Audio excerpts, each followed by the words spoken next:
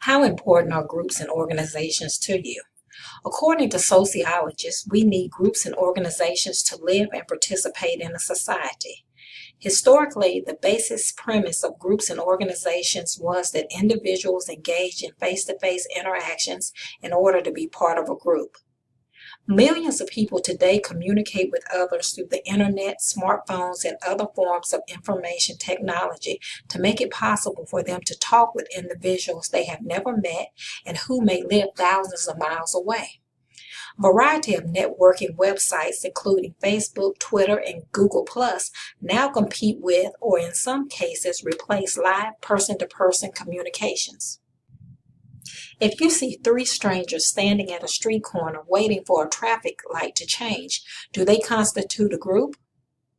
500 women and men are first year students at a university. Do they constitute as a group? In everyday usage, we use the word group to mean any collection of people. According to sociologists, the answer to these questions is no. Individuals who happen to share a common feature or are in the same place at the same time do not constitute social groups. Sociologist Charles H. Cooley used the term primary group to describe a less specialized group in which members engaged in a face-to-face, emotion-based interaction over an extended period of time.